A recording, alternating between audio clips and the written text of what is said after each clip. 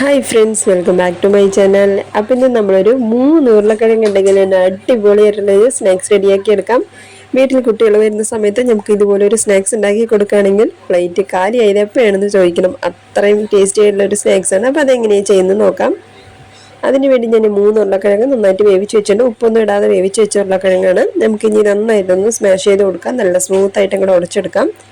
ഇതുപോലെ നന്നായിട്ടൊന്ന് ഉടച്ചു കൊടുക്കാം. നന്നായിട്ട് ഉടച്ചതിന് ശേഷം പിന്നെ നമുക്ക് ബാക്കിയുള്ള സാധനങ്ങളെല്ലാം ഒന്ന് ഇട്ട് കൊടുക്കാം. ഈസി ആയിട്ട് ജസ്റ്റ് ഒരു 1/4 മണിക്കൂറടിക്ക് നമുക്ക് റെഡിയാക്കി എടുക്കാൻ പറ്റുന്ന ഒരു സ്നാക്സ് ആണ്. അപ്പോൾ നമ്മൾ ഇത് കണ്ടില്ല. അപ്പോൾ ഇതുപോലെ നന്നായിട്ടൊന്ന് ഉടച്ചു കൊടുത്തിട്ടുണ്ട്. ഇനി ഇതിലേക്ക് മല്ലിയില ആവശ്യാനുസരണം പോലെ നമുക്ക് ചേർത്ത് കൊടുക്കാം. മല്ലിയില ചേർത്തതിന് ശേഷം കുറച്ച് കറിവേപ്പില ചേർത്ത് കൊടുത്തിട്ടുണ്ട്. പിന്നെ നമുക്കിനി ഇതിലേക്ക് കോൺഫ്ലവർ ആണ്. അത് സാധാരണ നമ്മൾ ചപ്പാത്തി മാവ് കുഴക്കുമല്ലോ, അപ്പോൾ ആ ഒരു രീതി ആവുന്ന വരയ്ക്ക് നമുക്ക് കോൺഫ്ലവർ ഇട്ട് കൊടുക്കണം. ഇപ്പോൾ ആവശ്യത്തിനേക്കുള്ള ഉപ്പ് ചേർത്ത് കൊടുത്തിട്ടുണ്ട്. കൂടെ തന്നെ കുരുമുളക് പൊടിയാണ്. അത് നമ്മുടെ എരിവിനനുസരണം പോലെ കുരുമുളക് പൊടിയും ചേർത്ത് കൊടുക്കാം. അപ്പോൾ നമുക്ക് ഇനി ഇതെല്ലാം നന്നായിട്ട് മിക്സ് ചെയ്തെടുക്കണം. നന്നായിട്ട് മിക്സ് ചെയ്ത് നമ്മൾ സാധാരണ ചപ്പാത്തിക്ക് മാവ് കുഴക്കുന്ന രീതിയാണല്ലോ, അപ്പോൾ അത് ഞാൻ പറഞ്ഞില്ല. അപ്പോൾ അതുപോലെ നന്നായിട്ടൊന്ന് കുഴച്ച് റെഡിയാക്കി എടുക്കണം. അപ്പോൾ നമ്മളിത് നന്നായിട്ട് മിക്സ് ചെയ്യുന്ന സമയത്ത് ഒന്നുകൂടി നന്നായിട്ടൊന്ന് ടൈറ്റായിട്ട് വരണം. ഇപ്പം നല്ല ലൂസ് ഉണ്ട്. നമുക്ക് കുറച്ചായിട്ട് മിക്സ് ചെയ്ത് മൊത്തത്തിൽ ഞാനൊരു 1.5 കപ്പ് കോൺഫ്ലവർ മാവ് ഇട്ട് കൊടുത്തിട്ടുണ്ട്. അപ്പം ഞാൻ എല്ലാറ്റിനും അളവുകൾ എന്ന് പറയുന്ന സമയത്ത് എല്ലാം നമ്മുടെ ഇഷ്ടനുസരണം പോലെ ഇട്ട് കൊടുക്കാനായിട്ടാണ് പ്രത്യേകിച്ച് അളവുകളൊന്നും പറയാത്തത്. അപ്പോൾ ഇതുപോലെ നന്നായിട്ട് മിക്സ് ചെയ്ത് കൊടുക്കാം. ഇതിപ്പോൾ കണ്ടല്ലോ, അപ്പോൾ നല്ല ലൂസാണ്. നമുക്കിത് പരത്തിയെടുക്കണം. അപ്പോൾ ആ ഒരു അളവാകുന്ന രീതിക്ക് നമുക്ക് കോൺഫ്ലവർ ഇട്ട് കൊടുക്കട്ടെ. വേറെ മാവൊന്നും നമുക്ക് ചേർക്കേണ്ട, കോൺഫ്ലവർ മാത്രം മതി. വേണമെങ്കിൽ നിങ്ങൾക്ക് കുറച്ചുകൂടി ക്രിസ്പി ആവണമെന്ന് തോന്നുകയാണെങ്കിൽ വേണമെങ്കിൽ നിങ്ങൾക്ക് ഒരു 1/4 കപ്പ് അരിമാവ് ചേർത്ത് കൊടുക്കാം.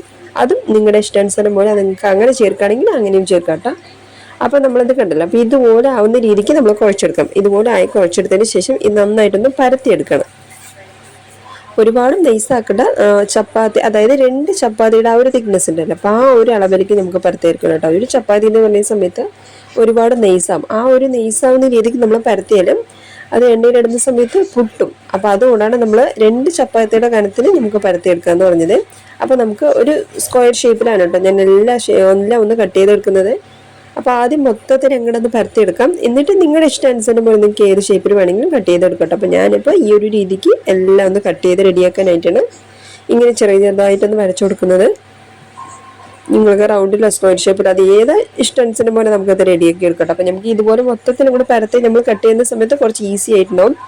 വേണമെങ്കിൽ നിങ്ങൾക്ക് ഇടയ്ക്ക് മാവൊന്ന് വിതറി കൊടുത്തിട്ട് നമുക്ക് പരത്തിയെടുക്കട്ടെ. സാധാരണ നമുക്ക് ഔഡർ ടോപ്പറോ അല്ലെങ്കിൽ ചപ്പാത്തി പലകയിലൊക്കെ ഇട്ട് പരത്തുകയാണെങ്കിൽ ചിലപ്പോൾ അടിയിൽ ഒട്ടിയെന്ന് വരും. അപ്പോൾ അത് കാരണം മാവ് വിതറി കൊടുത്തിട്ട് പരത്തോട്ടെ. അപ്പോൾ ഞാൻ എടുത്തേക്ക് റബ്ബറിൻ്റെ ഷീറ്റായ കാരണം നമുക്കത് പെട്ടെന്ന് റിമൂവ് ചെയ്തെടുക്കാൻ ഒരുപാട് ബുദ്ധിമുട്ടില്ല. അപ്പോൾ അത് നിങ്ങൾ നോക്കിയിട്ട് ചെയ്താൽ മതി കേട്ടോ. അപ്പോൾ ഇത് കണ്ടല്ലോ. അപ്പോൾ ഇതുപോലെ ആണ് നമ്മൾ ഓരോന്നും റെഡിയാക്കി എടുക്കേണ്ടത്. ഞാൻ അതുകൊണ്ട് കയ്യിൽ കുറച്ച് ജസ്റ്റ് ഒന്ന് എണ്ണ തേച്ച് കൊടുത്തത്. നമുക്കിനിപ്പോൾ എണ്ണ ചൂടായതിലേക്ക് ഓരോന്നായിട്ട് ഇട്ട് കൊടുക്കാം.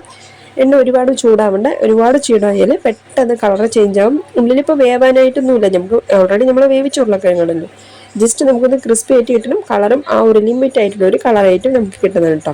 ഓരോന്ന് ഇടാൻ തുടങ്ങുന്ന സമയത്ത് തന്നെ അങ്ങനെ പൊള്ളി വരുന്നുണ്ടല്ലോ. അപ്പം നമ്മൾ പിന്നെ നമുക്ക് ശ്രദ്ധിക്കേണ്ട കാര്യം എന്ന് പറയുന്ന സമയത്ത് ഒന്ന് ഇട്ട് കൊടുത്ത് ഒരു 2-3 സെക്കൻഡ് കഴിഞ്ഞിട്ട് അടുത്ത് ഇട്ടാൽ മതി കേട്ടോ. അല്ലെന്ന് പറയുന്ന സമയത്ത് പെട്ടെന്ന് എല്ലാം ഒട്ടിപ്പോവും. നമുക്കത് റിമൂവ് ചെയ്യാൻ ഈസി തന്നെയാണ്. എന്നാലും ഒട്ടിപ്പോയാൽ നമുക്ക് പൊള്ളി വരില്ല. അതിപ്പോൾ കണ്ടല്ലോ.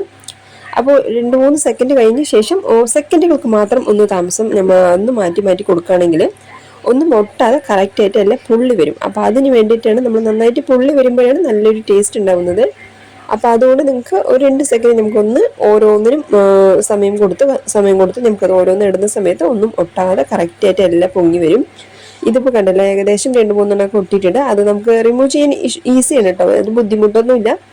എന്നാൽ നന്നായിട്ട് പുള്ളി വരാൻ വേണ്ടിയിട്ടാണ് ഞാനതങ്ങനെ പറഞ്ഞത്.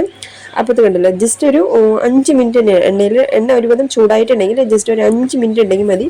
പെട്ടെന്ന് തന്നെ കളർ ചേഞ്ചായി കറക്റ്റായിട്ട് നമുക്ക് റെഡിയാക്കി എടുക്കാം. എല്ലാം നല്ല പൊങ്ങി അടിപൊളി ടേസ്റ്റ് ആയിട്ടുള്ള ഒരു ഈസി ആയിട്ടുള്ളൊരു സ്നാക്സ് റെസിപ്പിയാണ്.